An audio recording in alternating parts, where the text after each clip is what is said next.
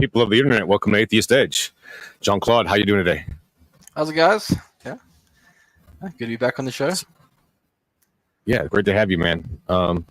So I got I did the same thing again. I got the timing wrong again. Do you know it's 1:30 in the morning here? it is. Oh man. Yeah. I was wondering where exactly you're. Yeah, I'm GMT. Damn, I'm so sorry. Cape Town, South Africa. So I was like, I thought it was 1:30, and when I double checked, I was like, oh man, it's 1:30 in the morning. Damn. And you got to work tomorrow or today? No, tomorrow's a reasonably chilled day. So, well, as chilled as it can be with 4 kids. So. Are you waking up or getting ready for bed? Well, no, I'll go back to bed and wake up at about 6:30 and then do the school run. Rock and roll. Do the what? I'm sorry? The school run. The school run. Okay. Yeah. Okay. I'm so sorry, man. I could have. Yeah. Next time we're definitely going to do it more in a time that's feasible for you, because I'm very flexible on that. This is just my standard default time that I'm picking, but it doesn't have to be this time by any means.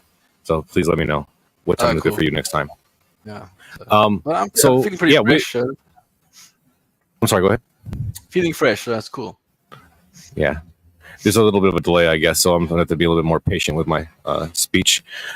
So picking up back on the conversation we left off on when we spoke not too long ago, we spoke about transhumanism, we spoke about ideological consistency of atheism and Christianity, and a bunch of other things. And I did go back through it and took some notes and stuff. I want to, I guess, start off with the determinism, Calvinism stuff, because I find that fascinating. And I'm very conflicted, right? Like, there's a lot of good arguments for the deterministic nature of the universe, and by extension, the absence of free will. And I find them compelling, for sure. I can't shake the intuition that is not the case, but then again, that intuition is shaped by the evolutionary processes and determinism that we're talking about, right?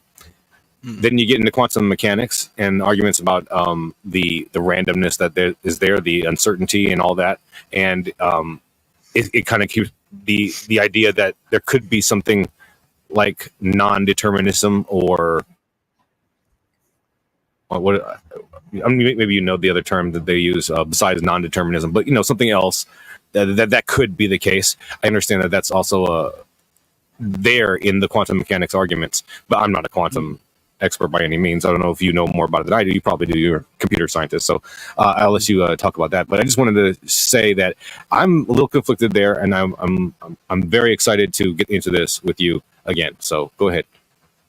Yeah, I mean, for most Christians, it's quite unpalatable because from the religious point of view, people like to think of God, the God of the Bible, or at least the one that's a good sales pitch, is the teddy bear who really wanted everyone to do well and wanted everybody to come to him. And it was a shock and a surprise to him that some people decided to reject him, and that he never meant for this to happen. So obviously for Christians as well, it's unpalatable to consider the God of the Bible as a deterministic, sovereign simulator, and you are basically dancing to the drum of his beat.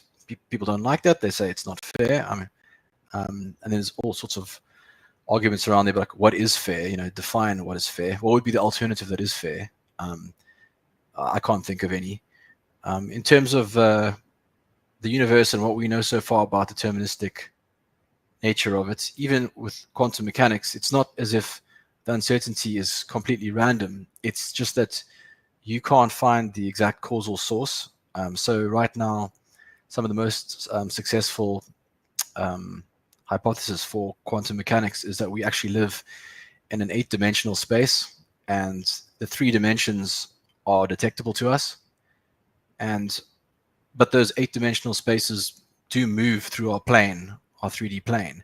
And that's what gives you what seems random, but it's actually a perfectly calculable thing in an 8-dimensional space.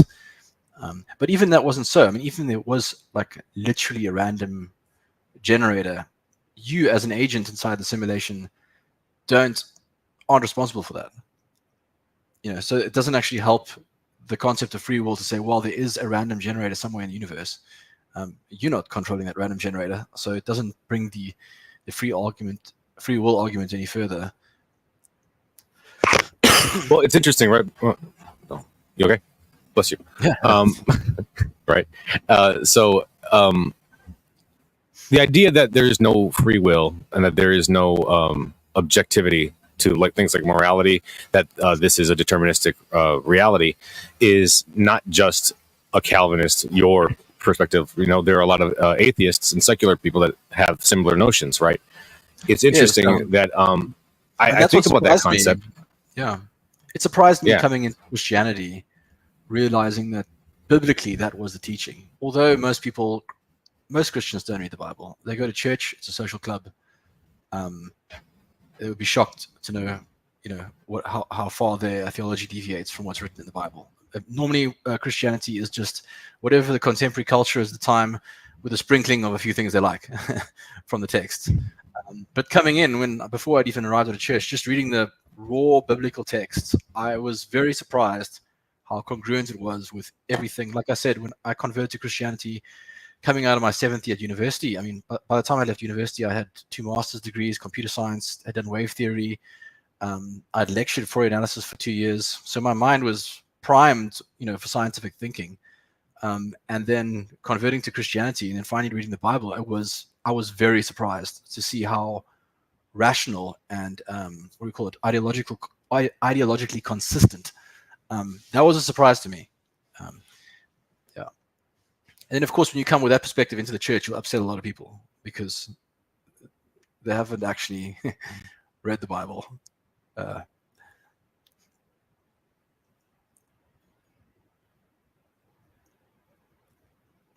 I just lost volume. You still got Up with that now. Yeah, you're back. Okay, you're back. Okay, sorry about that. So yeah, there are secular atheists, and they believe also that there is no free will, that it is a deterministic reality.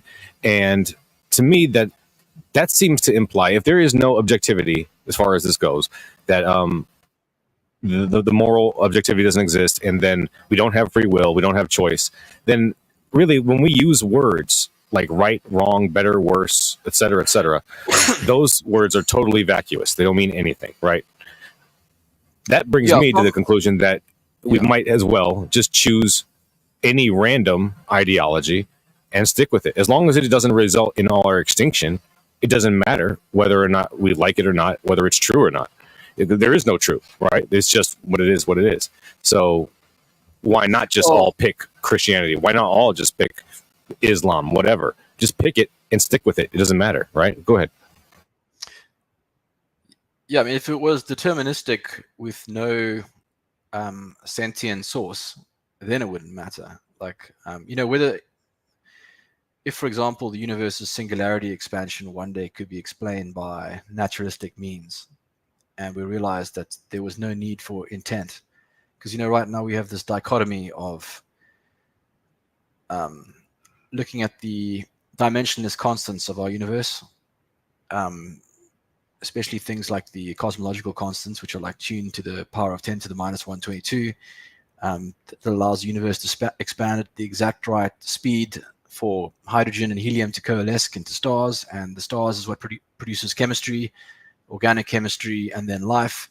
And these things are on insane knife edges, and the only answer we have to this incredible precision at the moment is multiverse, megaverse theory. But then, of course, the other side of the dichotomy is intent. Some sort of God, some sort of intentional first mover behind the universe. So if it's the former, then it doesn't matter. Then, as Paul says, I think in Corinthians, for if Christ is not risen, let's just eat and drink. And like, who gives a shit? Like, that's basically what he says.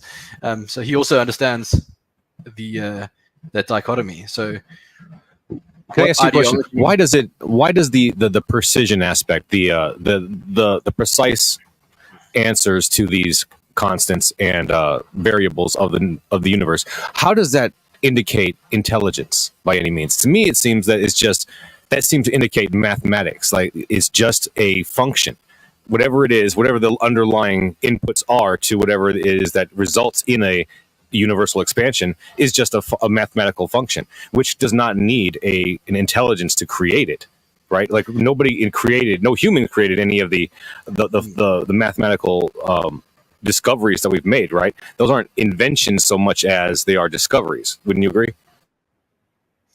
Well, we've discovered, I mean, mathematics is building models to try and predict what's already baked into the cake in terms of, the maths of the universe, so to speak.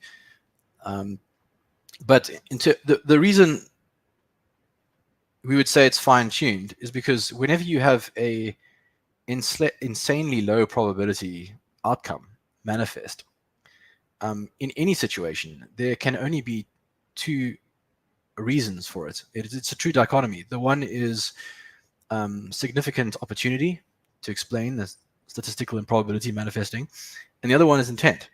So if you walk into any crime scene and you see, I always like the example of the gambler's fallacy. So if you're in a casino and you are at the slot machines and you're pulling all night and you're losing, and then you say to yourself, man, I've been losing all night, I better just play a bit longer because surely I'm going to win. You think my luck couldn't be this bad for much longer. That's called the gambler's fallacy. And the inverse gambler's fallacy is if you were to walk into a casino and then see like 10 people hit the jackpot at the same time, and then you would say, oh, they must have been here all night.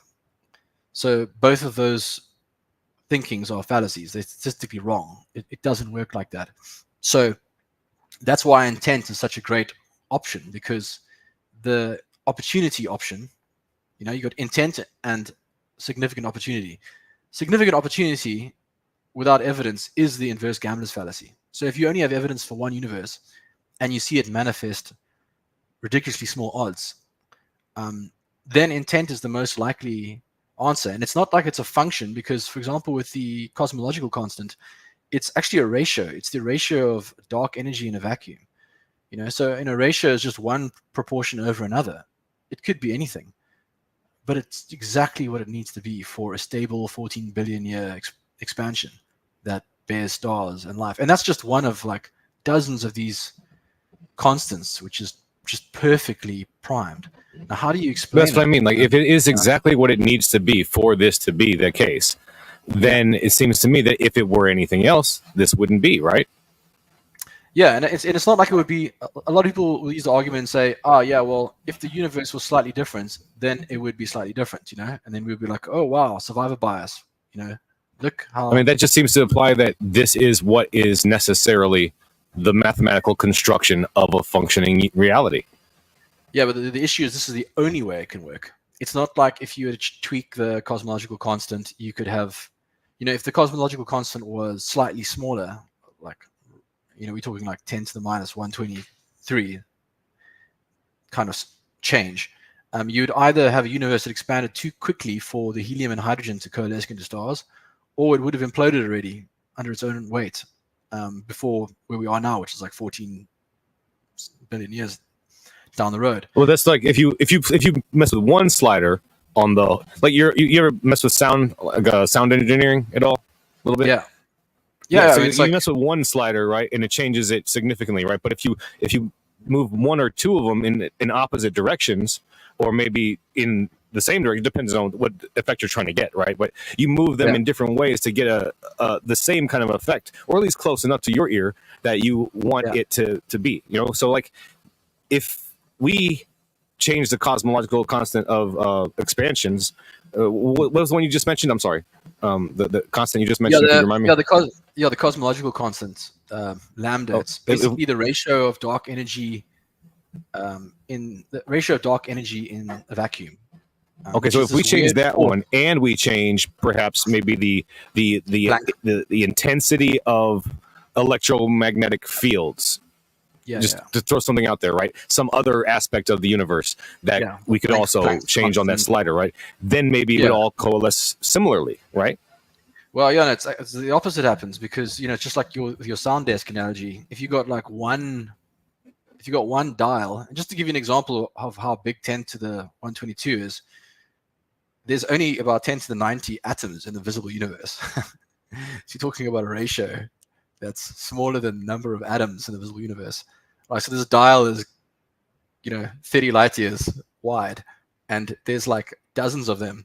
Now, if you were to randomly like get drunk and just fall into your studio and like smash a desk with like one dial, okay, there's a certain probability that you'll get the sound right. But if you fall on like 10 dials, it doesn't make it more likely that the sound's going to get better. It's more likely it's going to get worse because there's more range in 10 dials than there are in one dial. So it's not like the one dial can compensate for the other. You know, it's not like there's a higher probability of landing on a stable expansion with more dials. It actually gets less. I mean, that brings me the question of like, what is the inputs that result in existence? Like, how does existogenesis work, right? If there is any such thing, you know, but that question applies to God as well. Like, whatever is reality. If it exists at all in any kind of if you can use the word exists to describe it, then it exists. So if there is a God, if a God exists, then it is a thing that exists in reality. So what is the nature of that? How does that happen? Why does a God happen at all? Why is infinity a thing? You know, we're just kicking the can down the road further, I think. Yeah. Space-time is like a fascinating thing. Like, so our universe expanded with time at the same time. So it's like a literal continuum. So you got space-time, you know, because you can't like have time without space, because you wouldn't have anything through time, and you can't have none of those things work independently. Like, so as the universe expanded, time expanded with it. So there was no time before.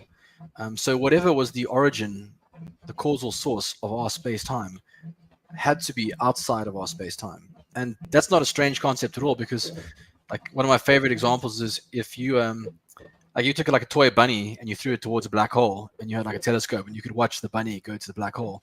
Like, as that bunny traveled towards the event horizon, you know, the horizon of events on the edge of the black hole, you would see the bunny slowing down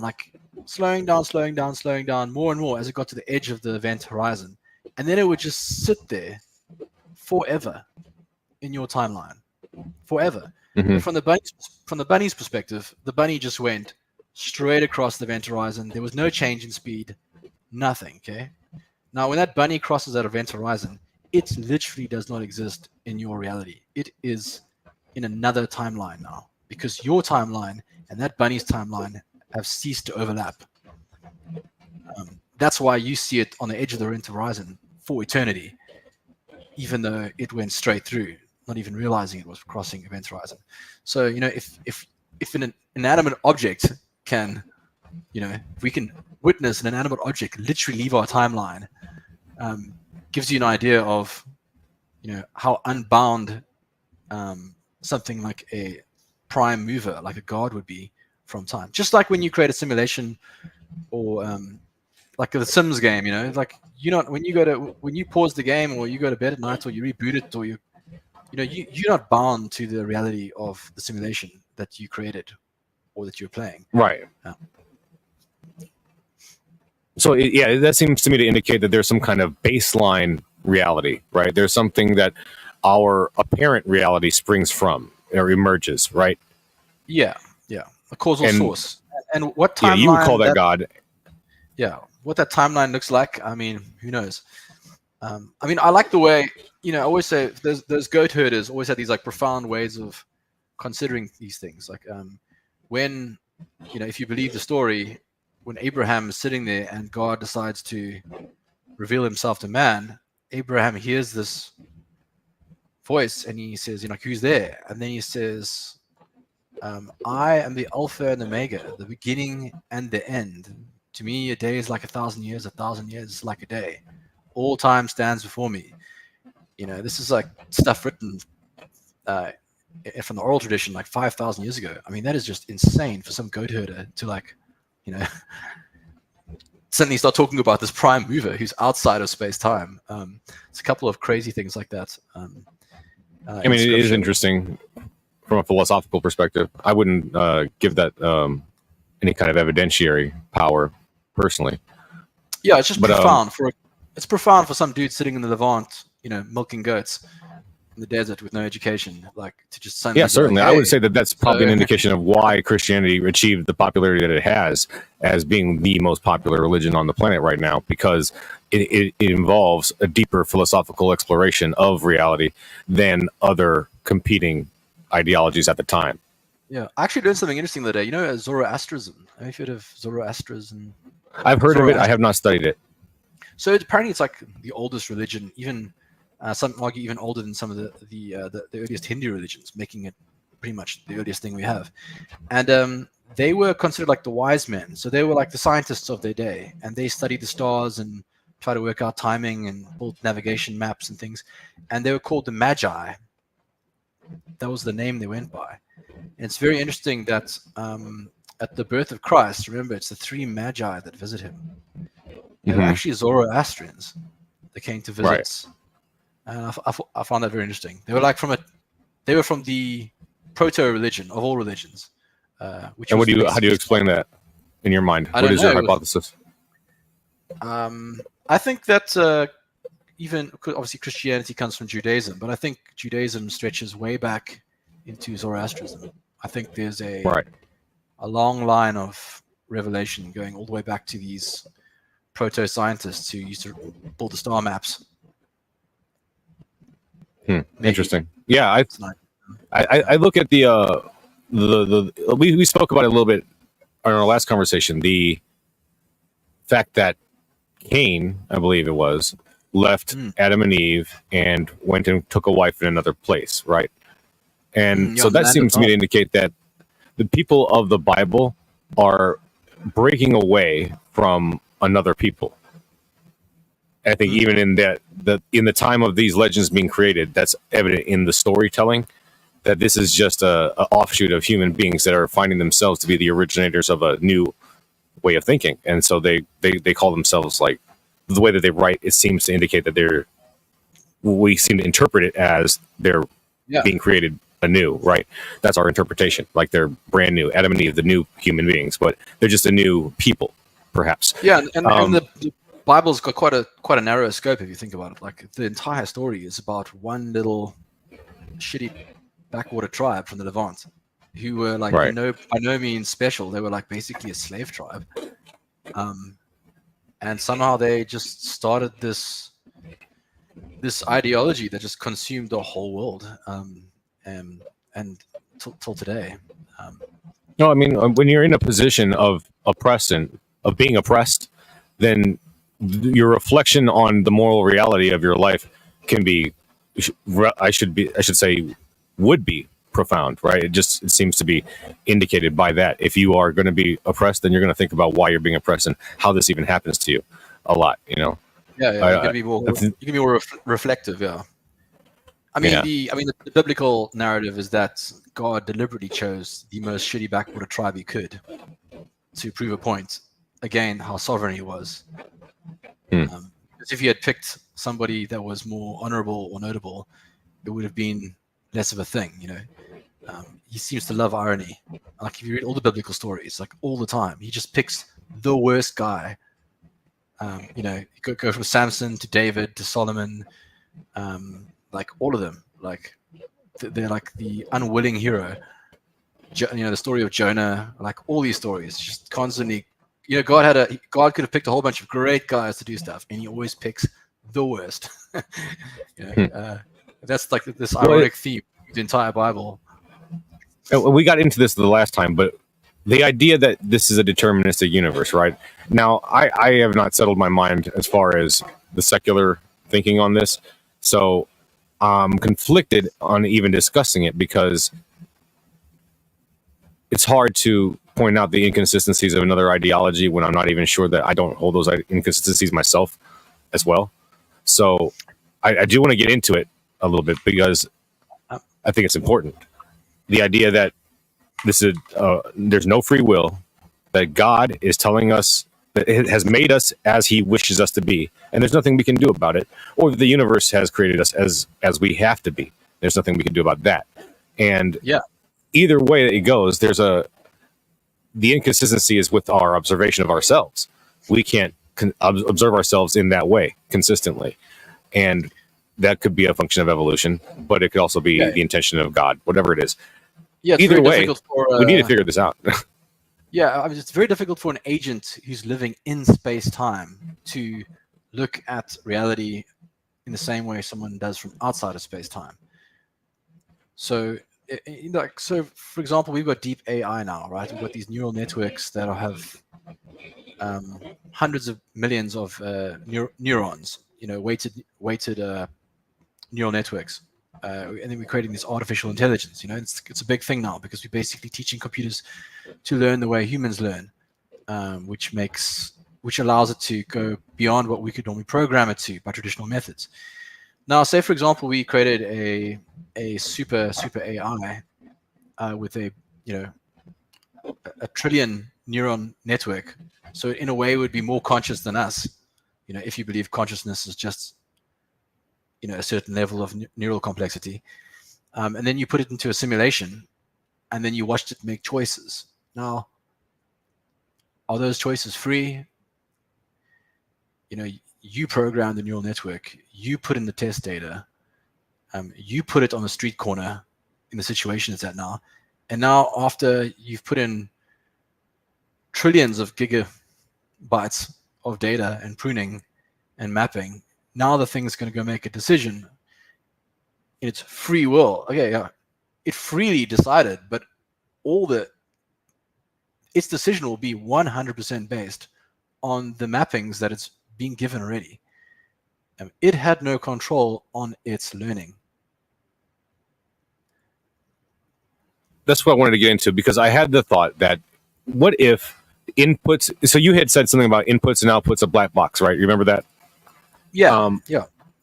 Same thing with the neural network. The neural network. What if within that box, it's not just one? Let's say that you have one input to three outputs, and you only get one of the three, but there's no way of telling which one of the three. It's not determined by anything in the mathematics. It's going to be one of those three, but that's the determination. It will be one of these three outputs randomly, arbitrarily, or whatever the word is that we should use. Yeah, well, that's the question. Well, let's say there's a... Go ahead. Sorry. Yeah, what word do you use? Because of the three options, the one that's going to be selected is going to be because the neural network was weighted towards that one. It had a predisposition. Okay, so you run it over you run it 1,000 times. There's no kind of pattern in the distribution, but somehow they all end up being 30% each.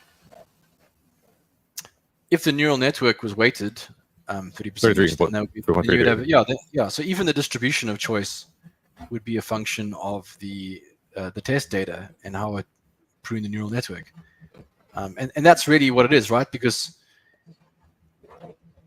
no one's perfect.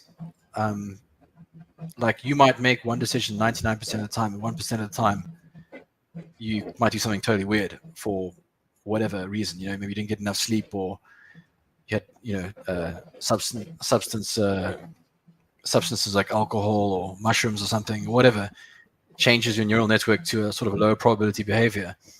But again, you're just changing a few inputs. Just messing with the dials a bit. Like there's nothing inside you that's intrinsically so sovereign that you can say, I produced this on my own with no background input.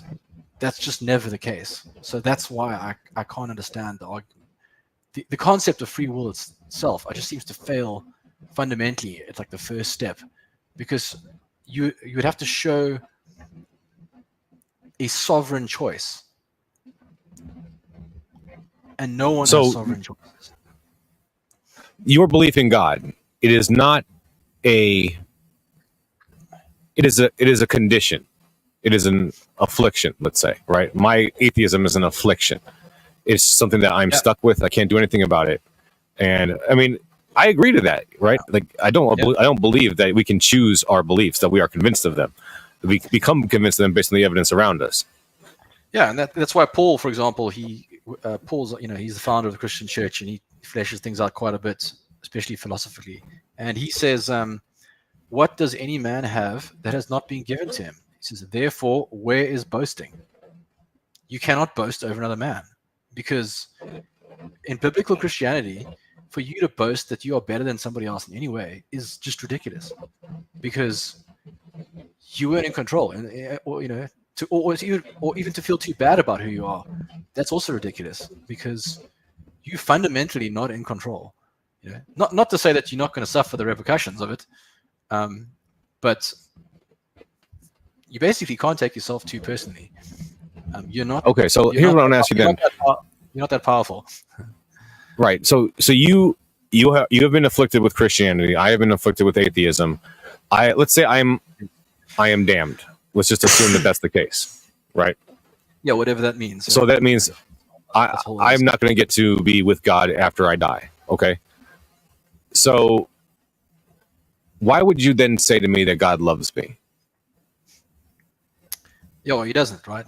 I mean, if that is the case, then he doesn't. Like, that's another strange Christian quip that's totally unbiblical. This concept that God loves everyone, like, that is not in the Bible. I mean, I can read that chapter, Romans 9:11 again. It's like so succinct. It really explains.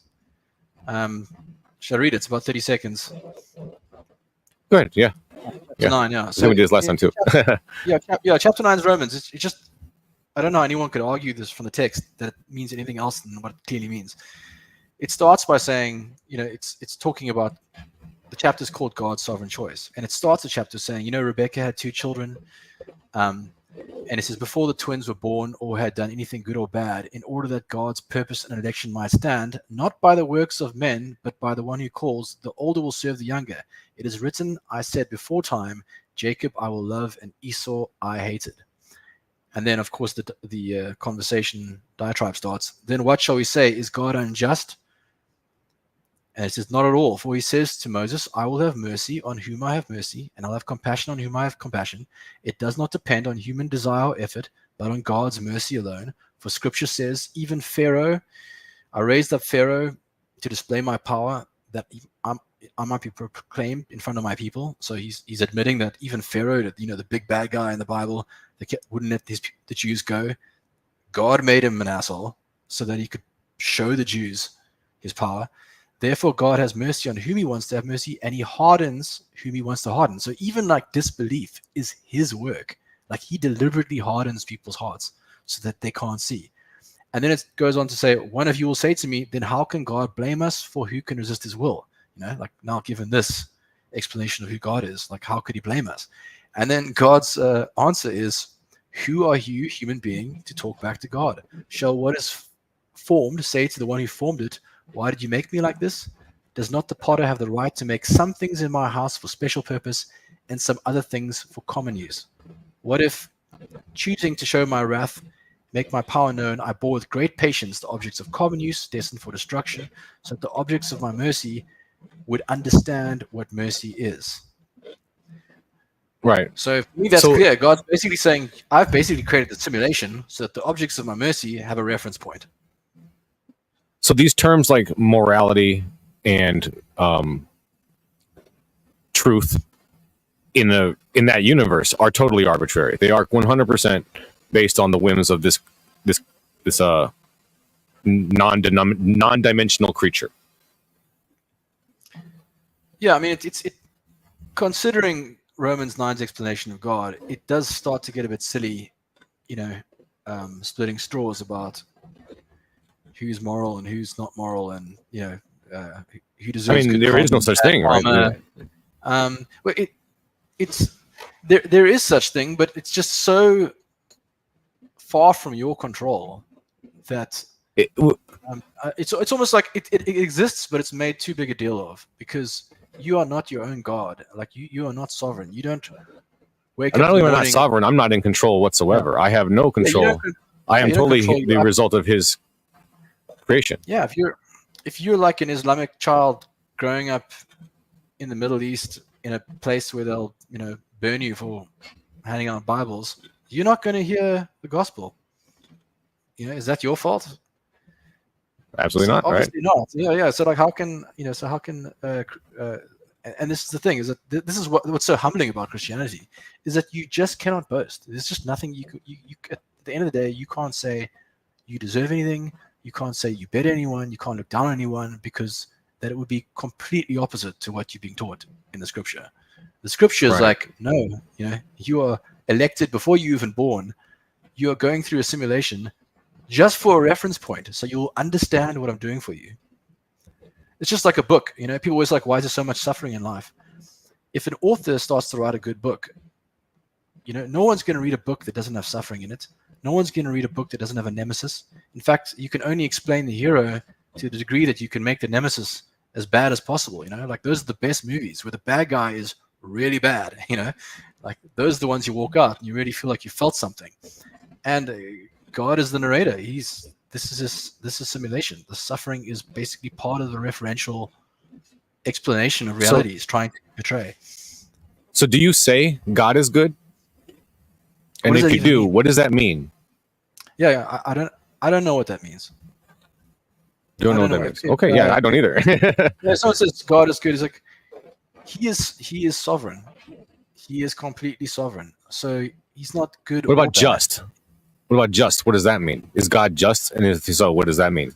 Well, he's just. So justice would be basically that he doesn't contradict himself. So if he were to, that's one thing God cannot do. He cannot contradict for himself, because if someone is sovereign, contradicts himself, he ceases to be God, because he's now inconsistent. Like the very idea of him falls apart.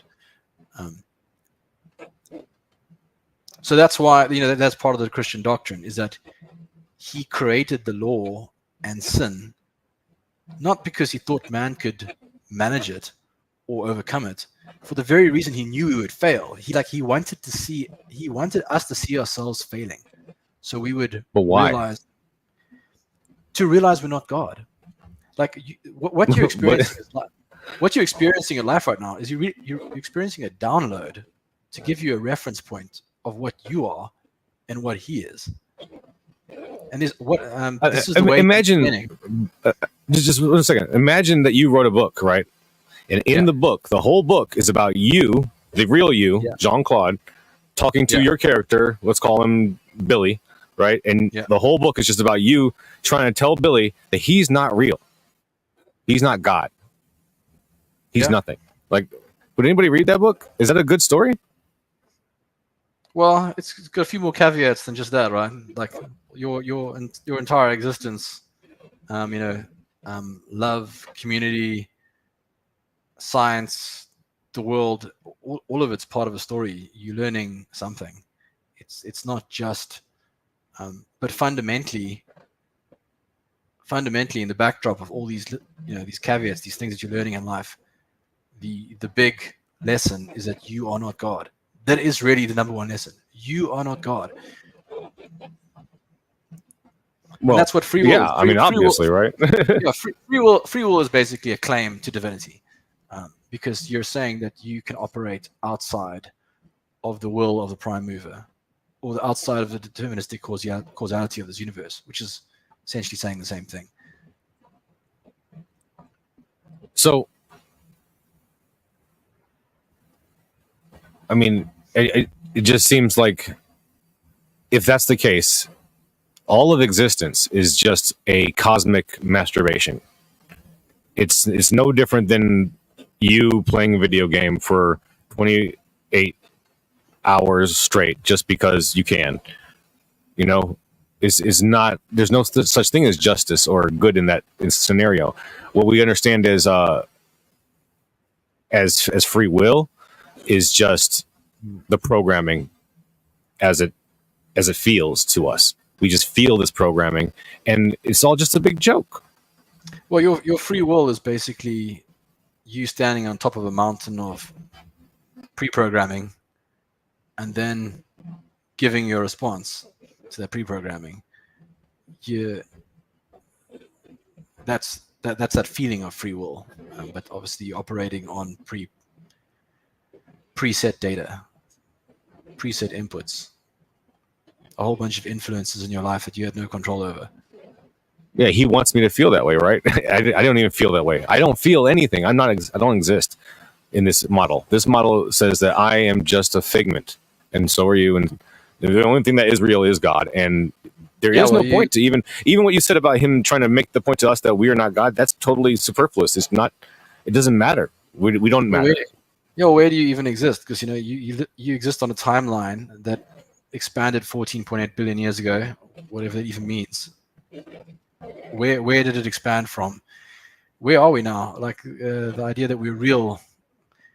What is reality? I mean, I've yet to hear somebody define what reality is. Like that which is. It's information. I think, therefore I am. Sure, but where? That I've seen when you're asking about reality, asking where is reality. It's the whole encompassing answer. Reality is that which is. It is self-referential. It's circular, but it's necessarily so, right? It's a brute fact. Yeah, I suppose you could just define reality as the thing that is most relevant to you. I mean, the concept that it's real, I don't know what that means, to say that it's real. Oh. It's real because it's relative to you. Like, for example, somebody on the other side of the planet that you'll never meet, who lived 500 years before you, in a way they're less real because they're less contingent. I mean, I don't feel the realness, but they existed. I can find their remains or whatever. Yeah. I mean, how would you distinguish? Like, how would you distinguish? Say, for example, you were in. I mean, you got 5 senses, right? And they're pretty low resolution. Your eyes can see like a very narrow band of electromagnetic radiation. Your ears can hear a very narrow band of a pressure through the atmosphere. You got your touch, which is also super basic. Taste, smell, like these are your sensory inputs coming in, right? And they're like super limited. And then even when you start moving to telescopes and electro microscopy and or like looking at other wavelengths, then we immediately start seeing a bunch of stuff that we don't even understand. We like start seeing quantum behavior in things that have a wavelength less than I think it's Planck's constant. Below that wavelength, things start operating in a way that doesn't make any sense to us in a 3D realm. So like when somebody says to me like, "Yeah, we are in reality," I'm like I'm not saying it's a useless concept. It just doesn't mean a lot to me because like, what do you know? It's like, what do you know of reality? It literally means everything to me. Like your reality, like inside this head, there is a very relatively small neural network that's decaying at a rapid speed, that's badly pruned. It's only been pruned for 40 something years for me, in my case. I'm getting dumber every day already. I've already reached the peak of my prime neural network pruning. I've got these limited senses. I'm forgetting faster than I'm learning already at this point in my life. Like, what do I know about reality? Like, what can I say about reality? It's like, I mean, certainly, I totally concede. We don't have the perception of the full spectrum of reality by any means. We know that because, like, for instance, radio waves, Bluetooth, et cetera, right? Ultraviolet and infrared light. We know that the light that we see is not all the light that there is. And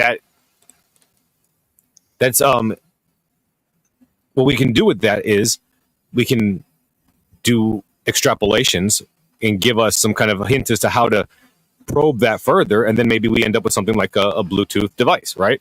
And so, like, I can still observe that existence, that reality of Bluetooth waves or radio waves, I should say, right? I can experience that reality of them with my senses, not without my senses. I can still interact with that reality. And if there is a sense in which God is that way to reality, then there should be some way to interact with him as well. But I mean, it doesn't even matter in this context, though, because we're really just about like in this conversation, it's really just about what does it even mean, right? Because from my perspective, if I were you, if I believed what you believed, I would think that this is a really screwed up situation. I would hate the God that I believed existed, and then I would rebel against him.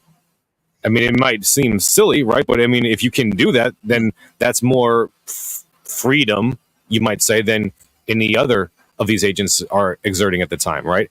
Why not exert freedom if it's all just meaningless anyways? Oh, I was actually having a conversation with a friend of mine the other day. He's also an atheist, and he told me that this is one of the best explanations he had heard when I was explaining this to him. I was like, imagine there's a king coming to your village, right? And your village has been hostile towards him. Maybe even not. But he's coming, and this guy, he doesn't lose. When he gets there, he's going to win, right? And you got two choices. You can, but you also, you know something else about this king. You know that he is merciful to those who ask.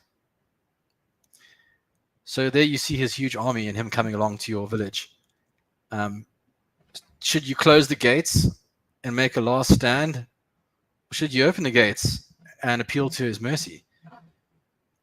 And obviously, the more rational position is to go out and appeal to his mercy.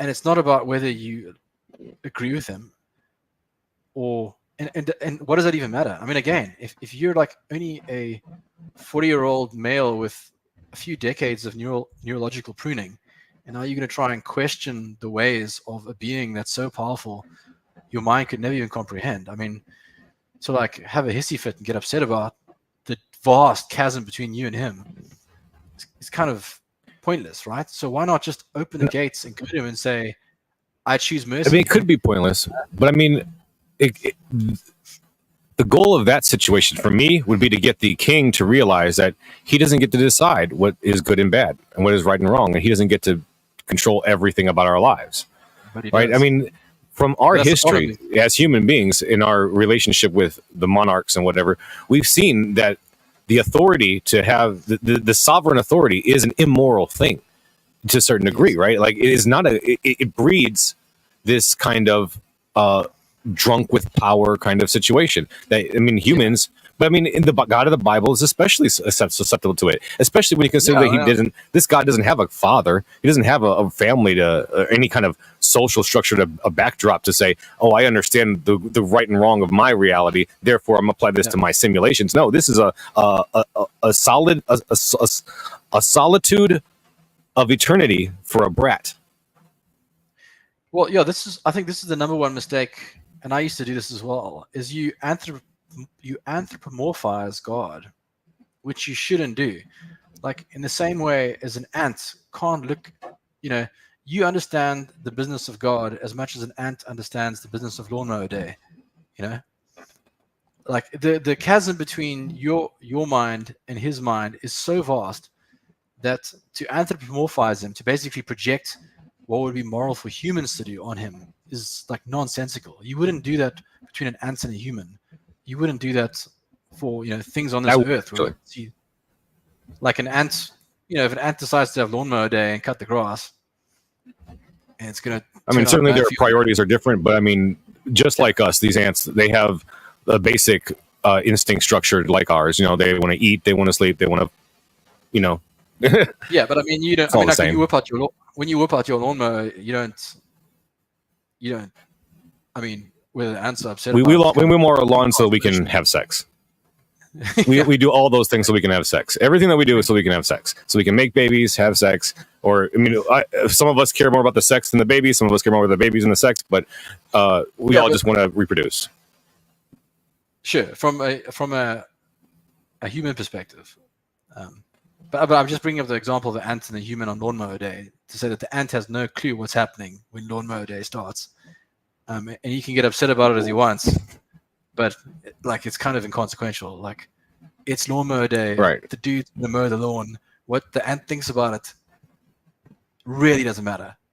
And I think that's a big mistake humans make, is that we kind of, again, it's kind of almost in the same vein of the arrogance of free will.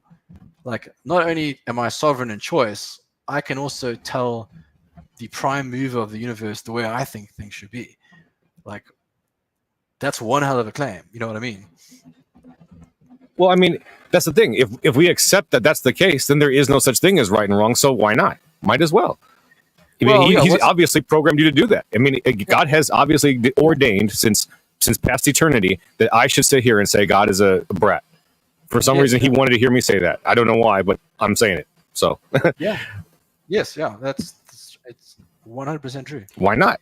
Why not just rebel? I mean, you might as well. I mean, maybe he wants you to. I mean, obviously he wants me to because I'm doing it, right? And that is what most people will do. I suppose in the Christian doctrine, unlike Judaism, Christian doctrine does state that Christians should try to open the door for others to advertise, to proselytize, So, in my proselytizing, I would say, in the backdrop of all this sort of deterministic kind of hard fact thinking, not in the sort of airy-fairy Christianity of, God loves you and, anthropomorphizing God and making him sound, I would just say, there is a king coming and he is sovereign and you're not. And you can accept his mercy or you can reject it. And why wouldn't you not accept his mercy? It would be an irrational response. Well, have you ever seen Braveheart?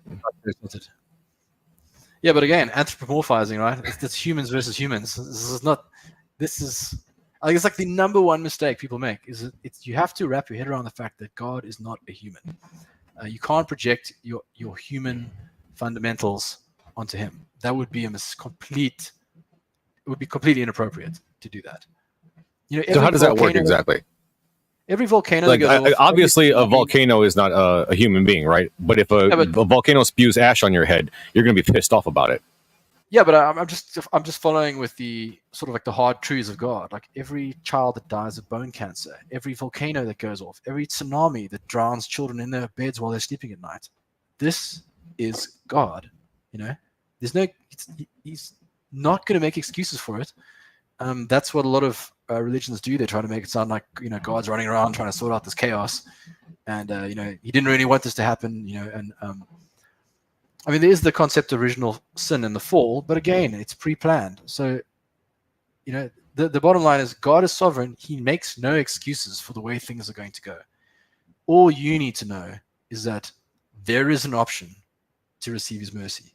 And the way he decided to do that in his book, in his narrative, is he created a human which was a part of him since eternity began, that was born, called Jesus Christ. And that human is the hero of his story. And the backdrop of everything which he orchestrated, the nemesis which he orchestrated, is simply to give the hero credence, to create a reference point. Because again, you can't tell a good story without a nemesis. And that's why Jesus had to come into a world that is a world of suffering and challenges and difficulties. Otherwise, the story would have no meaning. If you came into a place that was perfect. It's like you're saying God wrote a story to explain something. It's like if you wrote a story about Spider-Man to explain something to Spider-Man. I mean, if Spider-Man didn't understand who he was, I mean, look, good example.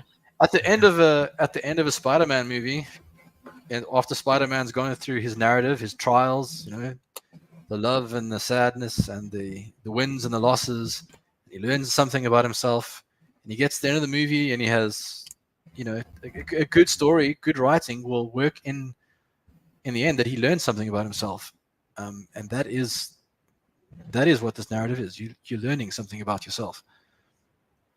Well, yeah, when you write a story, we We write it. Somebody learns something. There's some kind of change that happens, and the purpose of that is to get the audience to relate to it, so that your peers can read your story and feel what you feel. So and often there must be some peer that God is showing this to for this to make sense. God has to have some kind of colleague, some other gods out there in order for this story to make sense. Yeah, for you were made in the image of God.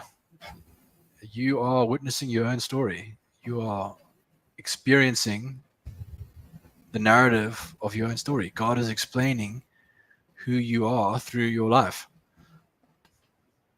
Otherwise, how else would he do it? Well, I don't know, but I'm going to ask you also, because I was going to pop out of my head, if it's wrong to anthropomorphize God in the way that I seem to be doing in this conversation, is everyone does that. I would say Christians are probably more guilty of it, actually. But is it not also an anthropomorphization when we talk about God in terms of mercy, in terms of intelligence, in terms of choices and creation and all these other things? Are we not also anthropomorphizing him? Like, what if we call him, right? Like, what if this first mover has, because I believe that if it's not an eternity all the way down, then there must be some kind of first thing, whatever that may be, but it doesn't have to be sentient. It doesn't have to have choices or feelings or whatever. It doesn't have to love me, that's for sure. It can just be a thing, like a random quantum fluctuation. It could be the first prime mover for all I care. So why is it not also anthropomorphization? What, to say that God has mercy, has these sort of human characteristics? Yeah, all the ways that you describe him. Well, we are made in the image of the God, and we do understand rational thinking, and he is rational as well. So it's not like we completely across from each other. There is some common ground where we can understand some of the concepts, and that is one of the main purposes of Christ, right? One of the main purposes of Jesus is that he is the human interface to us. So if you look at all the other descriptions in the Bible of God, it says he is outside of space and time. It says that nobody can comprehend his mind. It says nobody has seen God. It says nobody has heard God, right? So this God is just fundamentally out of your league, right? But he has extensions of himself, like Jesus, which are understandable and are comprehensible. So in those instances, you can anthropomorphize him because he has put out an extension that can be anthropomorphized. So the source of God, the Father, lives beyond all comprehension. It would be silly to try and put human stereotypes onto him. But you can do that for Christ, Jesus, because he is human. And that is one of the fundamentally significant things about Christian theology, is it does both. You've got this God that lives outside of space and time, who answers to no one. He essentially only loves his son, this this actual human that he brought forth, and all those he's given his son to show mercy to. And the whole backdrop of life that you're living through is basically just to set the stage for that transaction, to give it meaning. Yeah, I still don't see the meaning. It seems totally vacuous. Yeah. So if you want to find anthropomorphic meaning in God, you have to look to Christ. But then when you look to the Father, the source of God, now you're out of your league. Like, if anything you say now is inappropriate to project onto him. So it's what means something to him, really. So Jesus is a human, right? He was in very essence God, right? So he would not sin. He wouldn't hurt anyone. He didn't kill anybody. He never lied. He followed all the commandments. So in that case, in the case of Christ, then you can hold him to a human standard because he's a human. But you can't use a human standard to judge the prime mover of the universe. That's just, it's just so silly in so many ways. Like, why would you want to use that metric for the prime mover of the universe. He's just so far beyond your comprehension. I'm not trying to use a human metric. I mean, I am a human, so I can't think outside of my own mental capacity. I can't think as a god or anything like that. Like, that's not possible. But I can try to empathize and project and all those things that we always do when we're talking about other experiences to try to understand them. And that's the best anybody can do. So if I can't do that, I'm curious as to how somebody can then, if that's all true, I'm curious as to how somebody can then say, well, then I understand or I believe in this God idea. If I can't, if you can't say that a person has the ability to judge, then how can you say it's good? I say it's bad, but if I can't say it's bad, how can you say it's good? Well, again, you need to make a distinction between the Son of God and God. So all these sort of questions about morality, you can ask them from your human scope of Jesus. If Jesus were to make a volcano explode and kill everybody, he would have sinned. If Jesus were to go on a raid and start murdering people or, curse somebody to death, if he had done that, he would have sinned, right? He would have sinned as God because no, he wouldn't have, right? Not by your model. Well, he would have, because he would have disobeyed God. Sin is basically just disobedience. That's literally what sin is. Disobedience, right? But if a guy had told him to do it, then it would be fine, right? Yeah, but he wouldn't, because God's mandate to man, made very clear from the beginning, is that thou shalt not kill, thou shalt not lie. It's like, these are the things I expect from you. Unless I tell you to. The only time you can find exceptions for example, thou shalt not kill, the Ten Commandments are written by Moses, for example, right? And some of the punishments for breaking the Ten Commandments are that you will be killed, right? So you're like, oh, what a contradiction. Sure. But it's not really a contradiction. It's that you and your But they do go on to kill people afterwards. Yeah, but you and Lots of people. You and your personal capacity have no right to go and kill another man. But on a national level, in terms of national security or a war, that's a totally different topic. But you as an individual have no right to go and kill your neighbor or steal from your neighbor. When it comes to a national level or geopolitically, that's a totally different. Well, let's explore that for a moment, right? The idea that it's totally different. So, yeah. I have some experience in this idea, this realm. I would agree that it is different. Yes, it is a difference in scope, a difference in ramifications and considerations. There are differences, but ultimately, I think that the same ruler, just like you can use the metric system to measure any physical object, but you can't use a tiny ruler to measure something that's like a house, right? So obviously you'll need a bigger stick to measure it. So you need a different stick to measure war versus the murder that one person commits, but it's the same metrics, the same system, the same units can be used to understand it. And of course the Bible has a lot of laws of war as well, which are a separate group of laws. There's the Ten Commandments, which is kind of for the individual, and then there's the laws of war. For example, like you won't plunder people, you can't rape the woman. There's a whole bunch of laws for what happens after you've won the battle. They're like moral. But all those rules were broken by the Israelites. Yeah, but they weren't commanded to do it. They were never commanded to go rape. Correct me if I'm wrong, but I'm under the impression that Moses was the military leader and that he had a direct line to God, and that he was the only time that God says that he said anything that he didn't tell him to say is when he struck the rock and said, "Hey, rock, give us water." But other than that, God has co-signed everything else that Moses has said. And as far as I understand it, that Moses was the military leader, so it seems to be reasonable that God told them to do those things.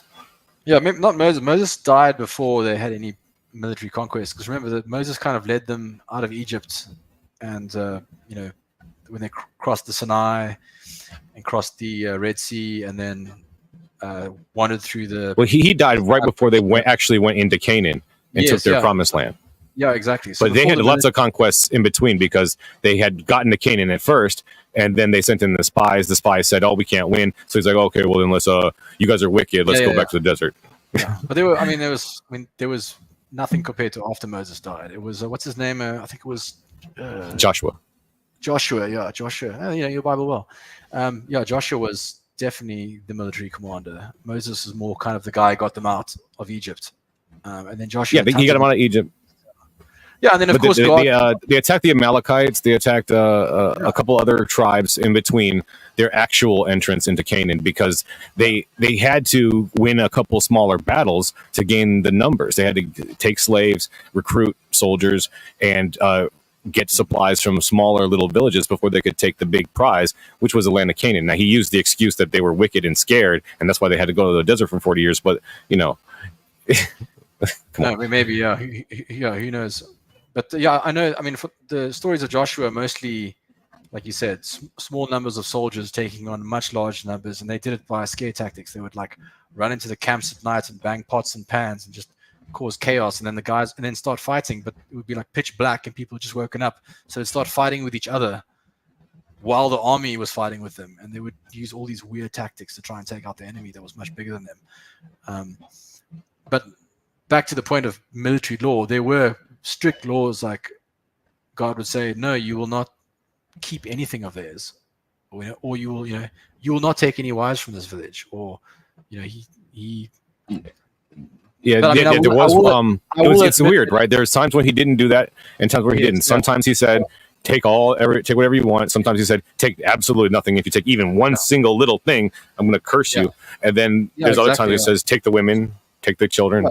So you can definitely, make the claim that God's moral law for geopolitical conflict is far more vague than personal moral law. Because like you said, sometimes he was like, I don't want you to touch anything, just leave. Other times he was like, take everything.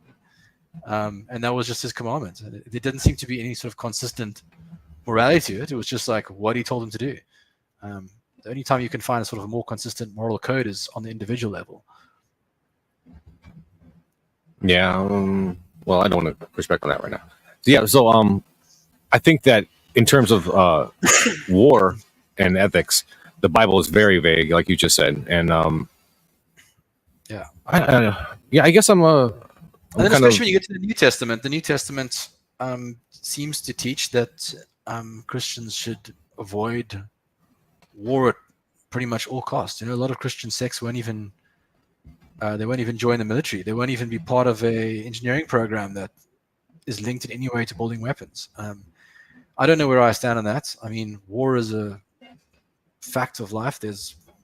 There are bad guys, and sometimes you need to fight them. So yeah, I'll admit that it is vague. The moral law for geopolitical national conflict is very vague biblically. Yeah, definitely. Let me ask you, before I ask you this question, I want to give you a chance to bring up any topics that you want to bring up. I don't know if you had any thing that was in the chamber that you wanted to discuss with me specifically.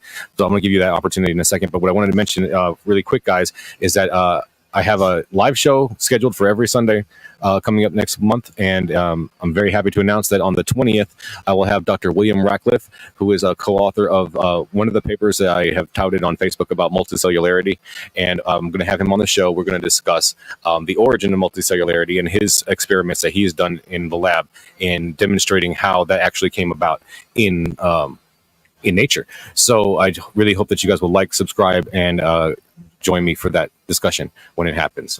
So yeah, Jean-Claude, please, if you have any conversation points that you'd like to discuss, I'd like to jump into those now. Yeah, well, your next guest, that's a very interesting topic as well. Like the reverse entropy and initial replicators. The biology of what's needed for evolution to start. Another fascinating mathematical.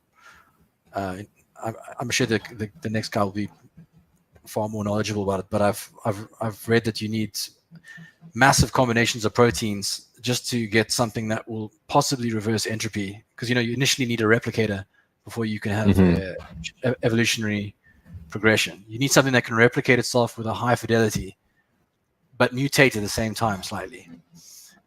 Well, we will be getting into abiogenesis probably, because his work is not centered on that. He did an experiment where they introduced a single-celled algae and a single-celled fungi that was predatory, and the population mutated into multicellular algae because of the presence of that predator.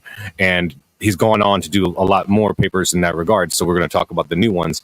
But it's basically just about how a single cell goes from that to multicellular, because that's one of the hang-up points that creationists have. I don't think that you are a creationist. Are you? No. Young Earth? No. So that's a very small sect of American evangelicals. Yeah. Right. Yeah. Definitely. But they are there. I think they account for like 2 or 3% of the Christians in the world, but they have a very loud mouth. Yeah. And I think I even had a conversation with my father at one point where I asked him, like, if I could show you the proof that a single cell organism can become multicellular, will you accept evolution as a plausible explanation for the diversity of life? And he said, yeah. So now we're doing this. Yeah, I never had a problem with that. It was the abiogenesis, which I thought was very weak. The concept that you could just get a random protein chain to suddenly start replicating with a high fidelity and a mutation rate. Like that, for me, statistically didn't add up. The idea that just with the right conditions and lightning zapping some primordial fluid, you'd be able to randomly get those protein chains to appear and be stable enough to replicate. The math I looked at, it didn't make sense. But maybe does it have to have the high fidelity right off the bat? Couldn't it develop the high fidelity shortly thereafter? Well, that's the problem. The moment you say anything like develop later, you're already talking some sort of proto-evolution. That's one thing I do understand as a computer programmer, as a computer scientist, that for a genetic algorithm, you have to have a functioning replicator, well-functioning replicator off the bat. That part can't develop because it doesn't know whether it's moving forward or back. There's no feedback loop yet. That's sort of a thing. That's sort of like a jump you need to get to before you can even have a fitness score. A fitness score is basically the reward for surviving or breeding or replicating.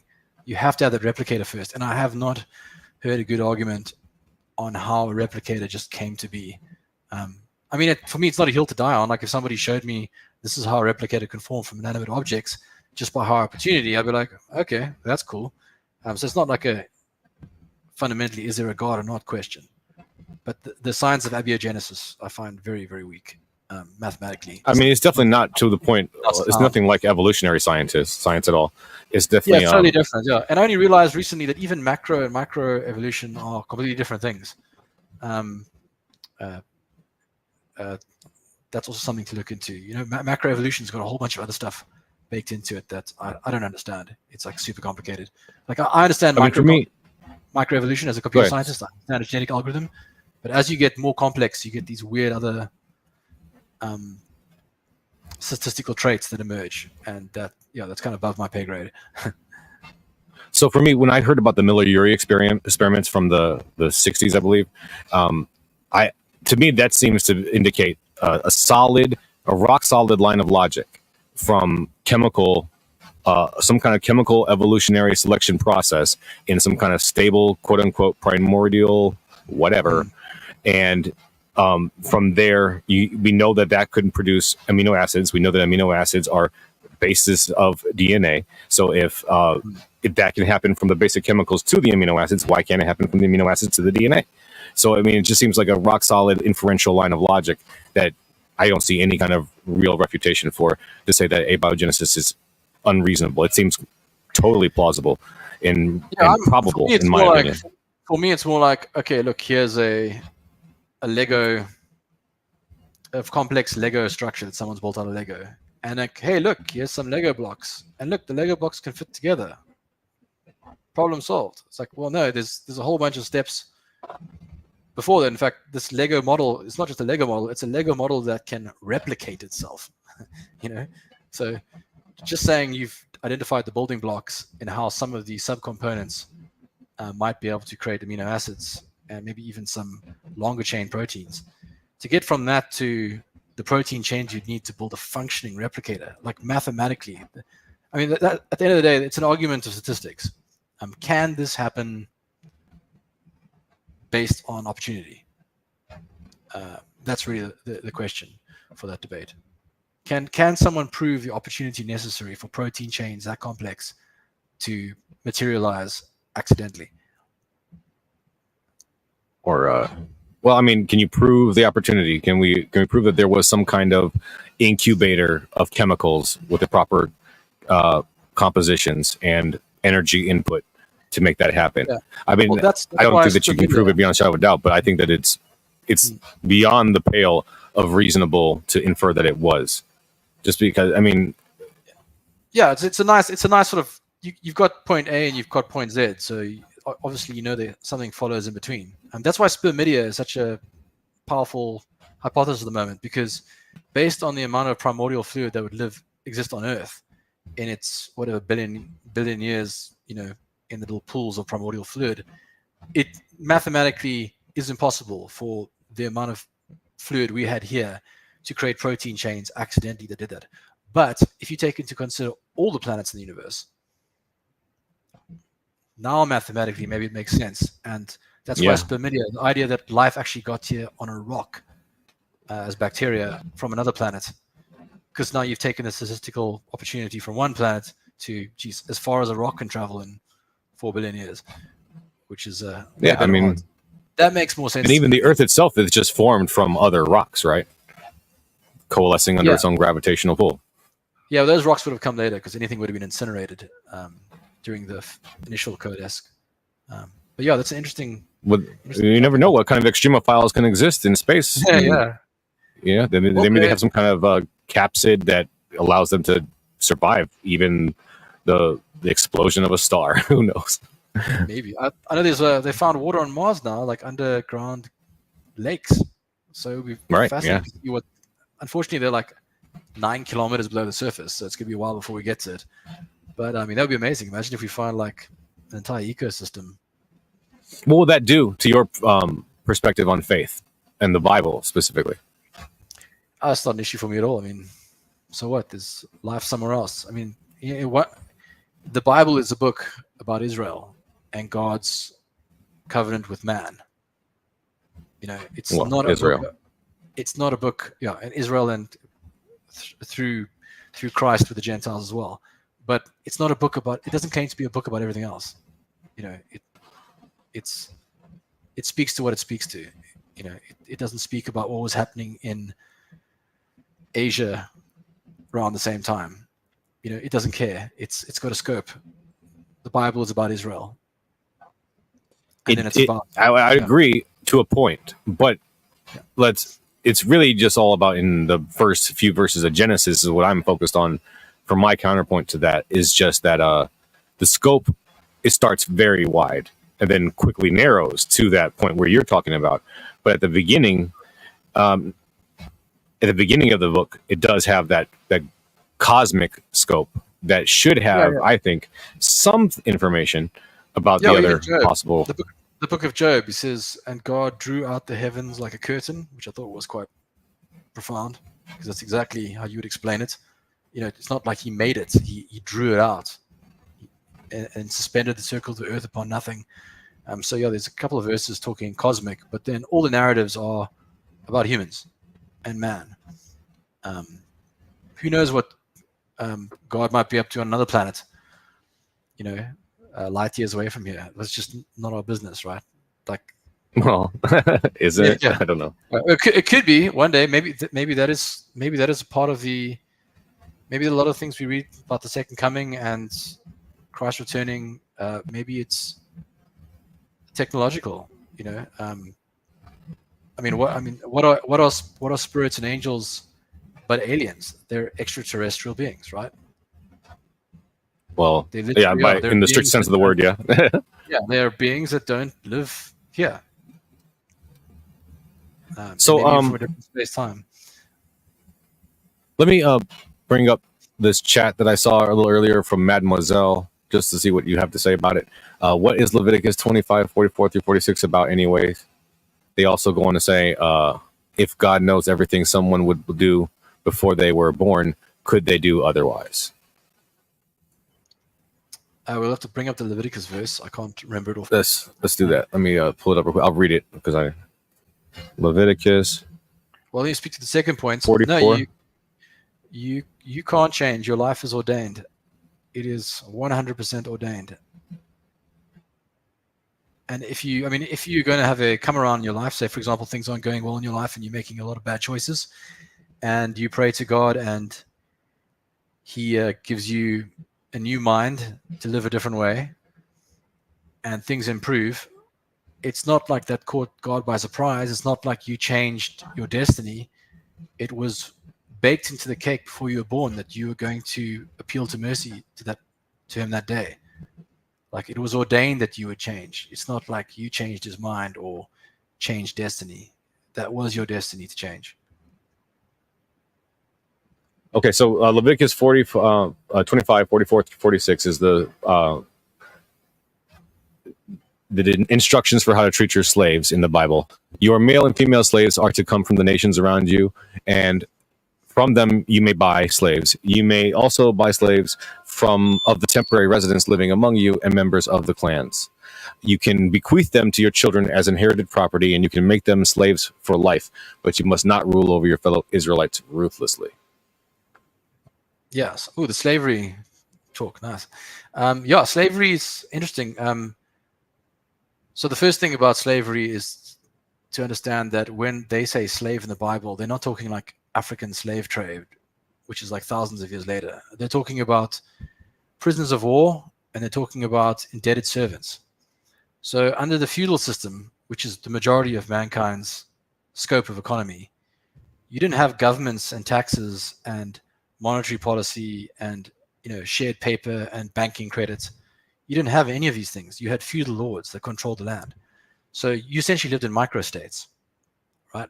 So if you live in a microstate and the richest guy on the hill who controls the vast majority of the resources, if you owe him money and you go bankrupt when you can't pay him back, you have to work it off as an indebted servant. Now this is the majority of slaves in the Bible. The other type of slave are prisoners of war or criminals, right? Now we always go, slavery is so terrible. It's like, okay, but in the US right now, 2% of your population is locked behind steel bars and forced to work for free. It's called prison, right? It's exactly the same thing. If you conquer another nation, right, and what do you do once you've conquered that place? Do you murder everybody, or do you bring them in to your society? And when you bring them in, what do? They don't own any land. They don't have an ID. They don't have any monetary connection. It's not like they can go onto LinkedIn and find a job. No, you join the feudal system. So if you want to understand slavery in the Bible, you just need to put yourself into a Bronze Age feudal system where rivaling tribes are like killing each other. You have prisoners of war, and then just to consider that the prison system today is exactly that. We do that to our own citizens. If you do something wrong that breaks the law of the government, no matter how ridiculous it is, they will have you sewing jeans together behind steel doors for free for as long as they want. So I don't see the difference between that and biblical slavery. So and then you don't see any no, go ahead. Sorry. Yeah, so it's not ideal. I mean, this is one thing when you read stuff like Leviticus, it's not a prescription for what is ideal. It's a description of what is the reality of the feudal system. If you go into the New Testament, constantly the Christians are telling the slaves to try and get their freedom. There's no sense that they're saying this is a good thing and this should continue. It's basically playing the balls it lies. It's what if you're playing golf and the ball lands in the sandpit. Now you've got to decide how you're going to play the ball in the sandpit. There's no point in having a debate about why the ball should be in the sandpit or not. If you're in the feudal system, you're in the feudal system. How are you going to deal with it? It's the same thing with war. Nobody wants war. War is not ideal. We wish we didn't have war. But what happens in a war? What rules are we going to have now when a war starts? That's not to say that we're promoting war. It's just saying that we are considering what rules we could put in place in this unideal situation. So you don't have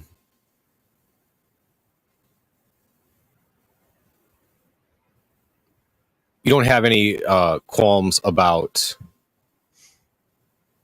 the slavery in the Bible at all. You think that it was fair and just.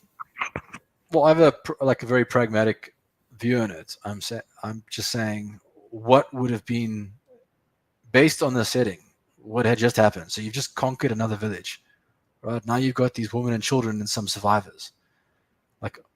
You have no government system like we have today. Like, what is your best? This is a completely unideal situation, right?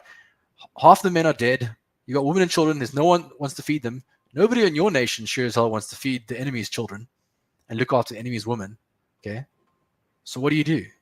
There's nothing good you can do. So I have a very pragmatic view of it. Like, if I always say to people, if you don't like a situation, give a better alternative. Because we're not talking about ideals here. In an ideal world, we have no slaves, we have no war, we have no prisoners. But that's not the world we live in. The question is, what is the better alternative given the situation we have? So it's interesting. The idea that slavery still happens today in America as a part of the justice system is very true. For anybody that doesn't understand that, the law that actually outlawed slavery in America specifically says that it's unless you get convicted of a crime. So you are still totally allowed to be enslaved when you are sent to jail. So think about that the next time you want a law to be made by anything. I don't. So the question is, what would be better than the U.S. prison system? I'm sure that there are way better things. Like, if you could, what would be better than the U.S. prison system? If you got them to work fields in a feudal system, then they could actually have jobs, live outside, look after animals, be productive, live a high quality of life. But oh no, they're slaves, they're not being paid. It's the same. Well, thing. It's like you said, in terms of warring ideologies, there's no perfect answer, right? But I would say the most moral thing that you can do as far as conquering another people, even if let's just assume that they are a bad people, whatever that means, and you have to conquer them. Yeah. The ideal would be that you only kill those that pick up arms against you in direct self-defense. The rest are imprisoned and then rehabilitated to the furthest extent possible. Yeah, but this is again Bronze Age feudal system. It's not like you have councillors and a government and a government spending for rehabilitation of prisoners of wars. We're talking proper pre-Bronze Age. You go into the other village, you kill every single man, because if you don't, he's going to kill you. Teenage boys, you're going to kill them as well, because if they get hold of a sword, they're going to kill you. That's the way it is. Now you've got all these women and children. What do you do with them? I'll tell you something even more shocking. There are places in the Bible where God commands the army to finish off the women and children as well. And the reason for that is because there was nowhere for them to go. Because imagine, you've just lost all the men in your village, right? There's no protection. There's no food. There's no income. It's just you and whatever soldiers and mercenaries are roaming around. That's your future. Okay, that's just going to be rape and pillaging. And in that case, God was like, no, it would be better that you just execute them all. And they would just wipe out the entire village. Because the alternative was even worse, literally becoming sex slaves of mercenaries when the army rolled out. But hold on, because they actually did the alternative. In other sections, they said, okay, go ahead, take the women, make them your wives. Yeah. Well, don't kill them and keep them. Yeah. And they could have multiple wives. Why not? Yeah, well, that was the reason. Logistically, it was pragmatic. They had young men. For say one of the stories, they had a massive imbalance of women, and they had just gone to war, and a whole bunch of the men didn't have wives. And then they were like, okay, well, let's not kill the women. Let's take them as wives. But then another situation, the men had wives. Nobody wanted these women.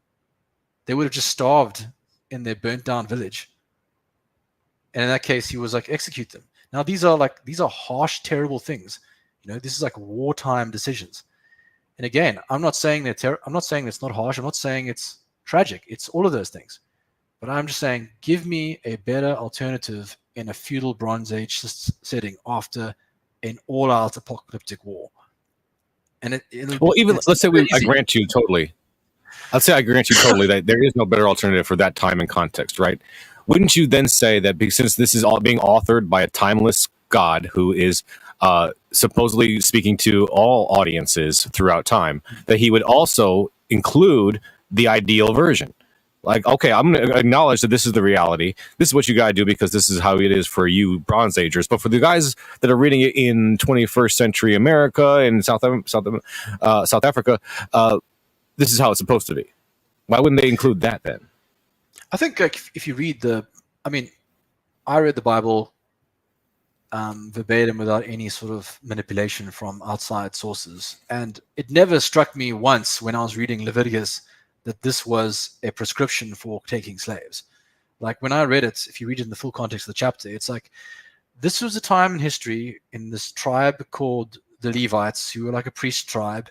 And they were dealing with a wartime situation where, like, literally, you would go out and like 2/3 of your men would die. It's like the other third are like bleeding and maimed. I mean, it was like completely horrific, right? And now these Levites, who are like the priests, they have to like come up with these rules for the people of what to do in battle, right? So it's a small tribe of priests giving advice on what they think the soldiers should do pre and post battle based on certain conditions. So I understand it to be that. I don't understand it to be a prescription of, hey guys, slavery is cool, or go wipe out the village next door. Like, I don't think anybody who reads that with reasonable comprehension would take that home.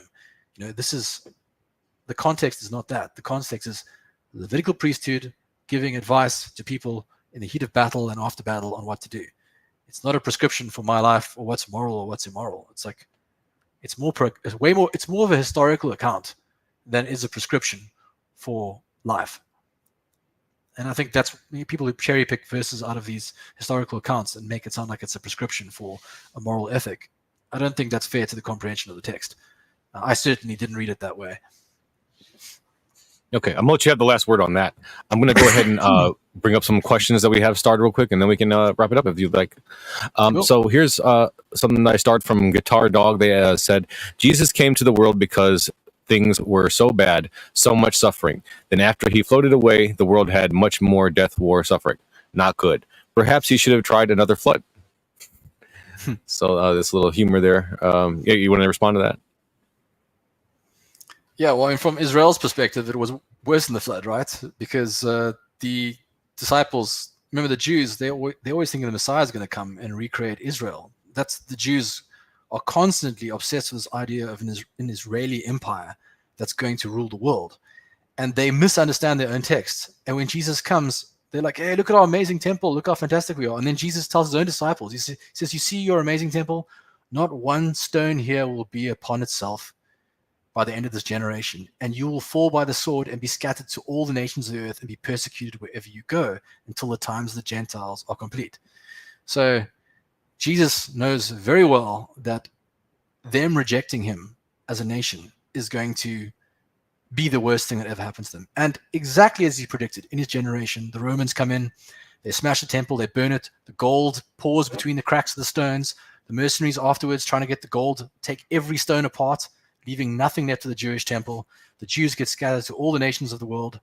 And of course, exactly as he predicted. So yeah, Jesus didn't promise that things were going to get easier. He came to open the door to Gentiles and Jews, but also to judge Israel for rejecting him. And they were judged very severely. Got it. Thank you. Okay, so here's one from Iron Charioteer. They say, Yahweh and Jesus loves virgins for some reasons. So thank you for that comment. And then they also went on to say, question for the guest, why did God create war? Why did God create war? I mean, why did God create any suffering? I would think that would come right back to the narrative of he is telling a story, and that story includes suffering, and that suffering includes war, it includes family disputes, heartbreak. I mean, all the terrible, tragic things. Includes bone cancer in children. It includes, there's a huge scope for suffering in this world, and it's part of the narrative. God did not spare us suffering. to speak to suffering, you're living in a temporary domain. Your life is a little blip on the radar. So the way to deal with suffering and to understand war in its full context is that this is a temporary thing. This is part of a fallen world we live in, and it's temporary. It's not. It doesn't eternally dictate who you are, even though in this present time there's a lot of suffering. All right. Thank you so much. And then another question from Iron Charioteer. Last one here on the list. Yahweh and Jesus created calamity and evil. That's a Isaiah verse there. Yes. I guess further expounding on that same theme there. Yeah, I think that's back to our determinism theme. And again in Romans 9, God makes no excuses. Everything that happens here happens by his sovereign will. But again, the big take home is that think of the Son of God, Jesus. You can anthropomorphize him. You can put your moral qualms onto Jesus, and you can see that he is perfectly moral. But you can't project those moral qualms onto God, because you cannot anthropomorphize the prime mover of your existence. The chasm between you and him is far too big for that to be an appropriate projection. Got it. All right, so that's all the questions I have on the list. So I'm gonna go ahead and wrap it up. If you have anything else you'd like to say, I want to before you do that, I want to just remind everybody that Jean-Claude is linked in the description below. Also, the video that from our last conversation, the audio wasn't great. I'm sorry about that, but it's not too bad.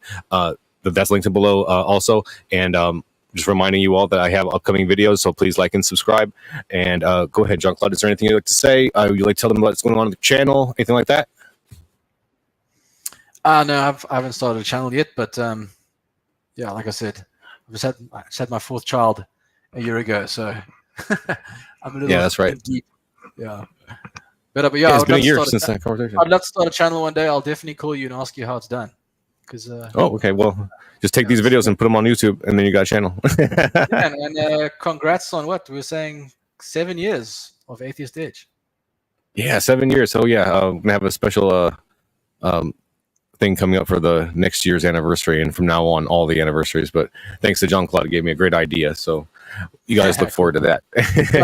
and massive respect to everybody who keeps channels like this going and critical thinking. It's a wonderful thing. I really appreciate it. I appreciate you coming and having this conversation with me. It was a very cordial conversation. I enjoyed it, and I can't wait to the next one.